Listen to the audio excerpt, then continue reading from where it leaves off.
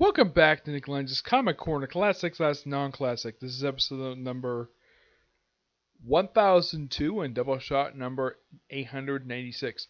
I got two trades here featuring Wolverine, and these are the last two trades of Uncanny XForce. Final Execution. I have both books here. Unlike with Dark Angel Saga, I actually have both books here. Yeah, and these pretty much cover the last 11 issues of this volume. All the issues in here are written by Remender. Artwork is done by Phil Noto. Let's talk about this one first. We have Phil Noto on the artwork, who only does like 2 issues of the storyline in this particular trade. You have Mike McCone issue 25, and Julian Tenicio issues 28 and 29. Now, basically, X-Force at this point in time is comprised of these 5 people: Deadpool, Wolverine, the Age Apocalypse, Nightcrawler, Psylocke, and Fantomex. Yeah, that's the lineup for this particular arc. Yep, and the whole point of this storyline is that they're pretty much being, the X-Force is so close to the spend because, Angel lost his memories, so basically he pretty much just, they lost their funding of how to run X-Force, and they're having regrets what happened the first arc of the series. And of course, they're confronting they have a confrontation with the Shadow King, and of course, they reveal the Shadow King is later part of the new Brotherhood of Evil Mutants. Yeah, they only exist in this particular arc, and this is the first time in a little while that the Brotherhood has been seen.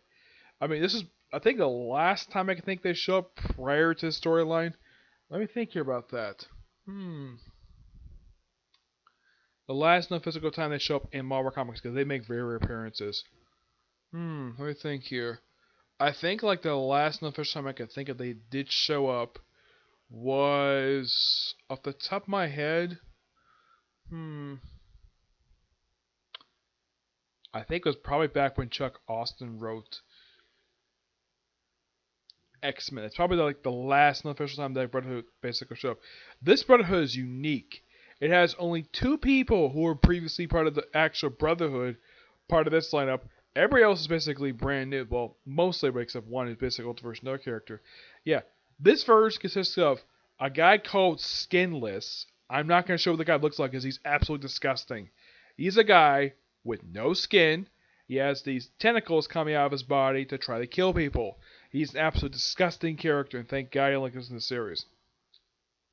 They also have the Omega Clan. 3 people who are clones of Omega Red. Yeah, there's a clone of Omega Red. There's like one who's exact duplicate with new armor. Omega Black and Omega White. Omega Black is a woman.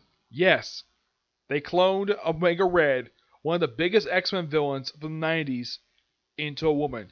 Those of you curious, so when the heck did when the heck this happened, and when did Omega Red die? He died during the last year of the Wolverine Origin series by Danny Way. He died by having the same sword that supposedly killed Sabretooth, the Matsubishi. It's basically a sword that blocks healing factor, and apparently the sword was strong enough to basically cut through Omega Red's armor and kill him by stabbing through the freaking heart. That's also, and basically around the same time period of time, they kill off Wild Child. Yes, a character from the Alpha Flight series, because why not? And they're led by Wolverine's, at the time was supposed to be his dead son, Daken. Yeah, he died at the end of his own ongoing series, which was issue 24. Yep. And of course, the follow-up loose thread also from this particular series, the character Evan, aka Genesis. And of course, Psylocke figures though, Warren's gone, and of course everybody's like leaving, so I'm gonna quit. That's what happened the previous arc of the series, Otherworld, which I don't have the trade for that, but I'm gonna talk about briefly what happened in the storyline. Well, at the end of Dark Angel Saga, Fantomex was arrested by the Captain Britain Corps to be put on trial for the murder of the Kid Apocalypse child from the first arc of the series. Yes, for some reason, that was basically the driving force of this whole run, was Apocalypse himself. And, They show off the new Brotherhood. It's a really good lineup. It's a pretty big lineup per se. I think at this point, this is probably one of the more bigger lineup, probably the biggest lineup of the Brotherhood to date. I mean, if you look at it, it's comprised of, oh yeah, they have the age, okay, here are the members. Okay, you have Skin, you have Skinless, Dakin, the Shadow King, Sabretooth, Mystique, the Age Apocalypse Blob, and of course you have the Mega Clan. And that's Lamp. I should point out though about the Age Apocalypse Blob. Like, oh my gosh, this guy is so massively overweight, he crushes furniture he sits on. He's even more weight than the actual Blob in the 616 universe. Because the guy keeps eating. Like, oh my gosh, can this guy just stop eating? And this guy is so freaking evil. They reveal in this storyline, in the following issues here, that he killed. Here's basically why basically Nightcrawler is here. He's here to kill the Age of Apocalypse Blob. Oh yeah, and this is also when he runs into Mystique for the first time. Yes. I love the fact Remender actually did this. When he had the Age Apocalypse Nightcrawler meet the 616 version of his own mother. Who is actually revealed, who actually tells her that the Blob that she's working with killed the version of her from his world. And they also have a funny thing in here where apparently the Age Apocalypse had no one drunk soda on their world for years. Because Apocalypse turned into a freaking wasteland. So why not destroy all the soda factories? Yeah. I mean, that was a joke in this storyline here, but the whole thing, the fact that Nightcrawler has never drank any soda, which is interesting. Oh yeah, I almost forgot Deadpool was part of this lineup too. Yeah. And at the end of these issues here, Skinless kills Fantomex by ripping his heart out. Mortal Kombat style. Because he can. What's the purpose of this character? I have no idea. I barely remember this guy. I mean, the rest of the characters, I remember who they are. Skinless, I barely remember who this guy is. I think he's no Deadpool villain and eventually gets killed by Deadpool himself later on. Yeah. And of course, because Fantomex died, we had to have a new person take his place. Eva! Basically, Eva, what she is, she's basically his transportation. Basically, his nervous system became sentient, become something on its own, which I'm thinking, yeah, in case you're wondering, that was all Grant Morrison's idea. Yeah, Grant Morrison created Fantomex, and the thing is, Rick Remender had no control over that at all. Him turning the spaceship Eva into this smoking hot female robot, that was his idea. But Eva was all Grant Morrison. Yep. Yeah, the whole thing with this trade ends with Fantomex's death, and this one begins like right afterwards, where they're going after the Brotherhood, and Wolverine kills his son again. He kills his son by drowning him. Yep, he drowned him. And in case you're wondering, some of the stuff that referenced in this series actually referenced in the Uncanny Avengers series. Why? Rick Remender wrote it. That's why. It's a loose follow-up to this. Yeah, Mystique and Sabretooth actually get away. They actually, nothing happened. Like, Mystique, Sabretooth, and Shadow King escape unharmed. Yeah, the whole thing with Nightcrawler, him betraying the team, that leads into the Extermination crossover, believe it or not. Yes, Rick Remender unintentionally set up that crossover, which a crossover I really enjoy. Because it's basically the conclusion of basically a loose follow-up to this series. Because, well, the thing was done by Marjorie Liu. Yeah, she did a majority of that crossover with the writer of the series Age Apocalypse. Yes, there was a series Age Apocalypse. I reviewed it basically. The series written by, I don't remember who wrote it, because here's the first trade that collects it.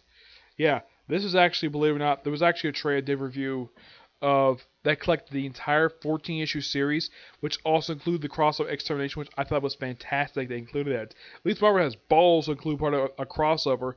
Not DC. Nope, not DC. Also, because the one who kidnapped Evan, he puts on this suit, and pretty much, I think he kills like one member of the Brotherhood, and well, they also apparently Wolverine's missing for a while. Yeah. Now, in case you're wondering, like, of course, for the end of the series, of course, they had this with Fantomex. Let's bring it back. 3 clones will appear in the next book. We'll talk about in a minute. Yeah, the regular Fantomex, evil Fantomex, basically dresses in black, and a female Fantomex. Yes, a female Fantomex. And I'll talk about her in a minute. Yeah. Now, I do enjoy this storyline, despite how dark it is, and Phil Noto himself does an absolute fantastic job with this book. Yep. Now, Remender writes everything that's in this trait. The volume 2 of basically this storyline here, which also is the end of this particular run, not only contains issues 30-35, Uncanny X-Force Volume 1, also includes material from Wolverine Dangerous Games and Deadpool 1000, which is also written by Remender. The artwork in here, the first issue is done by Dave Williams. The rest of the run is done by Phil Noto, who's an absolutely fantastic artist. And you have Jerome Opina, who does the artwork for the Purity and Appetite for Destruction. That's the material from the Wolverine Dangerous Games and Deadpool 1000. The cover art for these issues done by Jerome Opina, Dane White, who does the first 3 issues. Last issue is done by Julian Teniso. And look at this artwork. It is so good. And I love the fact that, well, Genesis basically, Evan is basically researching about his genetic template. Technically, you can call him the Son of Apocalypse, in a way, even though he actually already has a son. And his name is Genocide. And he was a character also created, he was, as far as I remember, he is also, that character is also a creation of Rick Remender.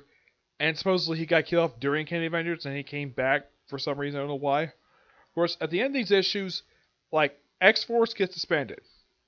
Now, what happens to this version of X-Force? Of course, I also forgot to mention, this happened in this arc too, where they had X-Force go briefly to the future, meet future versions of themselves, like future version of Logan, Psylocke. That version of Psylocke does come back in like a minute. And of course, run to Deathlok, who's actually there as well. And let's see. Yeah, of course, I went to Punisher, like futuristic motorcycles. Excellent. That was really amazing. Yep.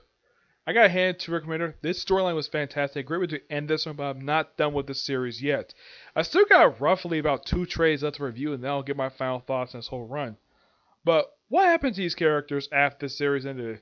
Well, EVA. Now, the series, the final issue ends with Psylocke meeting Fantomex's mother, who introduced herself as Fantomex's girlfriend, because apparently she developed feelings for him, because at the start of the storyline, she basically, when you first see her, she basically is finished having sex with Fantomex. Because she can. And because she basically abandoned, and also this thing with Xavier, I thought this was really bizarre. Though, the whole thing with Xavier happened in this series, that was the Shadow King. Now, what happened to these characters in the series? Well, Wolverine, these issues came out in 2013. Wolverine basically lost his healing factor.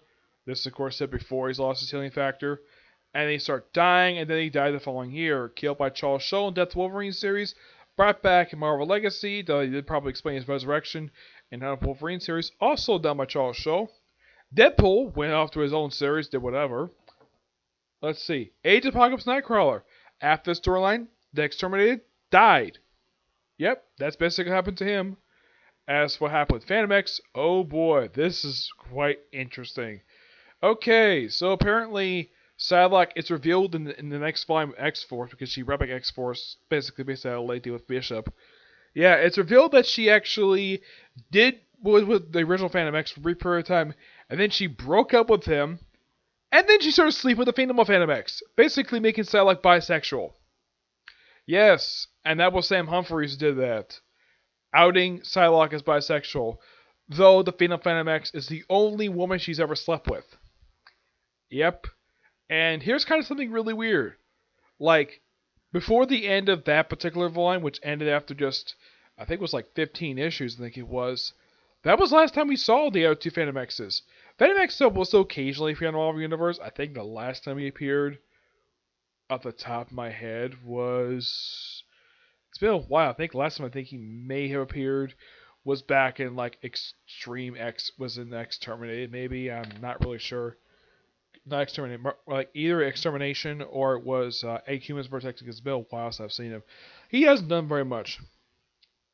Wolverine is still around, though the Marvel is not doing much Wolverine at all.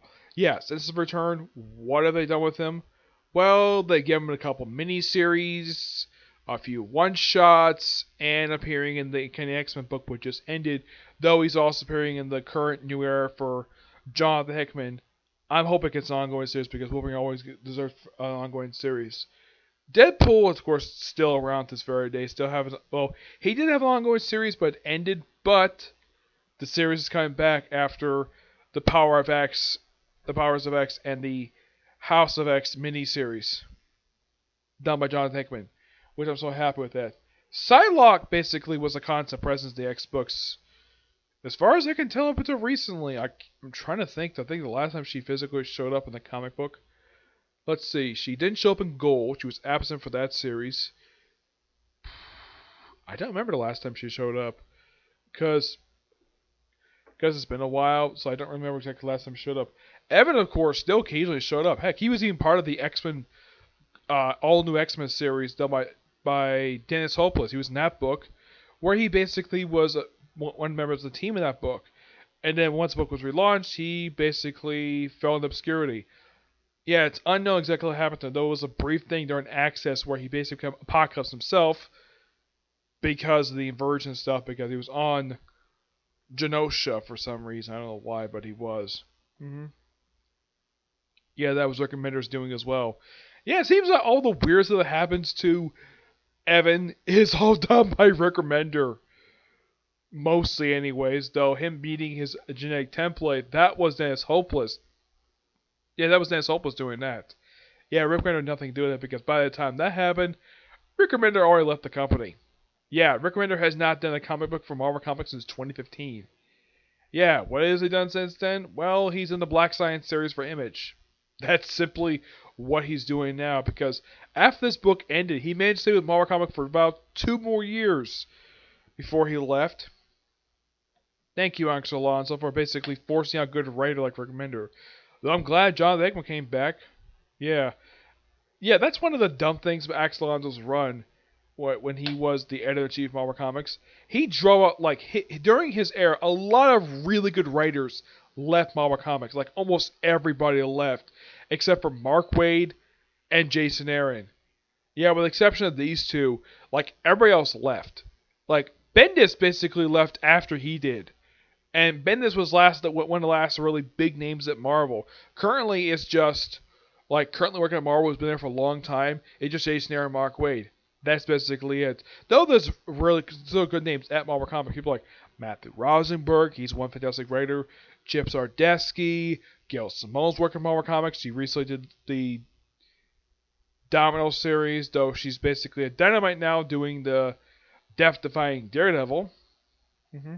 Phil Noto, in case you're wondering what he's doing now, he's the artist for Star Wars now, which I'm so happy the book finally got a really good artist now. Yes, after the past, since issue 25, we had Salvador Roca, and then he left, and then we had artists with slightly better than him. Can we get a much better artist than this? This is awful. This artwork is still bad. And when Phil Noto came on board, wow, such really good artwork. Why have we had good artwork since issue 24? Who knows? Yeah. Here's what Rick Remender is doing Image. He's doing the Black Science series, which I've heard rumors for the past couple years series might end, but that were just rumors. I haven't heard a definitive actual answer. Black Science was going to end anyways. But that's the only series I can think of he's currently working on now because I can't think of any books he's actually working on besides that one. Yeah, but no final thoughts on Uncanny X-Force Rick Remender's run. Not until I review Dark Angel Saga Book 1 and Otherworld. Yep. Otherworld. Not much else to say. but two really good trades.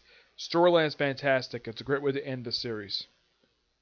Though Sam Humphries would do something really weird during his run, like focus on one character a lot of the time, and have that crossover with Cable and X-Force Vendetta. Those we talk about some other time when I get hands on those trades, okay? So yeah, that's a particular review. I have no idea if it was planned for today, surprisingly. Tomorrow I'll probably have about 2 videos planned. The only video I can think of probably playing for tomorrow is probably their Pandora Hearts video. Yeah, probably viewing the second arc of the anime. Aside from that, there's nothing really else planned for tomorrow, aside from doing some Pandora Hearts videos. I mean, there's no anime come out tomorrow, so just focus on that. Well, actually, there is one video I'm going to do tomorrow anyways. I'm probably going to review it. The newest chapter of My Hero Academia. But aside from that, that's basically it, okay? So yeah, that's it for this particular video.